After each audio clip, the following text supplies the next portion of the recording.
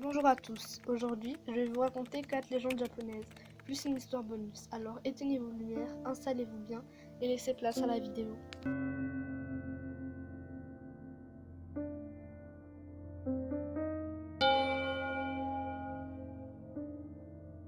Tomie Noël, le poème maudit. La sœur aînée vomit du sang, la sœur cadette vomit du feu, tandis que le charmant Tomino crache des bijoux. Lisez ce poème à voix haute et vous serez maudit d'un terrible accident, ou même de la mort si vous êtes malchanceux. Ce poème a été écrit par Yumoto Inuhiko en 1919. Il raconte la descente en enfer d'un jeune garçon qui a commis des crimes. Le poème est très long, je vous mets un site en description pour les plus courageux si vous voulez les lire et peut-être attraper la malédiction. Onibaba, le démon grand-mère. Onibaba est un démon qui prendrait l'apparence d'une vieille et gentille dame, qui demande de l'aide à des passants pour ensuite les cuisiner, les dévorer. Cette vieille dame aurait un visage déformé, des cheveux en bataille et une bouche surdimensionnelle. Le démon abriterait une grotte ou une petite maisonnette abandonnée la prochaine fois qu'une vieille dame vous demande de l'aide. L'aideriez-vous ? La publicité maudite. En 1996, la marque de mouchoirs Kleenex a réalisé 3 pubs au Japon. On peut y voir une femme vêtue de blanc parler à un petit enfant habillé en un oni, en gros un démon. La publicité a une ambiance bizarre. La chanson jouée dans la pub s'appelle It's a Fine Day.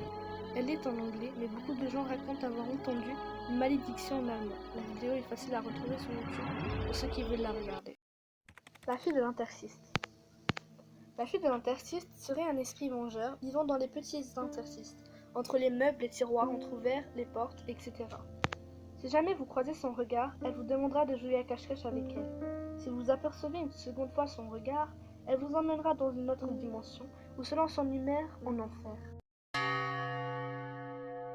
Lisa est souvent seule dans sa grande maison, isolée au cœur des champs de maïs. Ses parents rentrent tard tous les soirs et ont décidé de lui acheter un chien pour la rassurer. Une nuit, elle est réveillée par un bruit d'eau qui goutte. Elle se lève et va fermer le robinet de la salle de bain. En se recouchant, elle glisse sa main sous son lit et son chien lui lèche. Cela la rassure.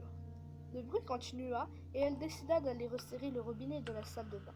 Elle se recouche et glisse à nouveau sa main sous son lit et son chien la lèche de nouveau. Mais le bruit continua et Lisa n'arrivait pas à dormir. Elle fait un dernier tour de la maison sans rien trouver. Elle se recouche donc en glissant sa main sous le lit. Le chien la lèche de nouveau. Le bruit est toujours là et Lisa décide de localiser sa provenance. Le sang vient de son placard. En l'ouvrant, elle découvre son chien égorgé, suspendu par les pattes arrière, se vidant lentement de son sang.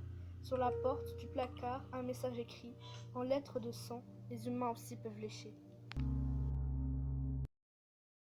Merci d'avoir regardé la vidéo. Je viens de commencer sur YouTube pour me montrer votre soutien. N'hésitez pas de me mettre un petit pouce bleu et de me dire dans les commentaires quel type de vidéo voulez-vous dans le thème de l'horreur. Alors, sur ce, je vous dis à bientôt. Faites attention, fermez bien votre tiroir et vérifiez qu'il n'y ait personne sur votre lit.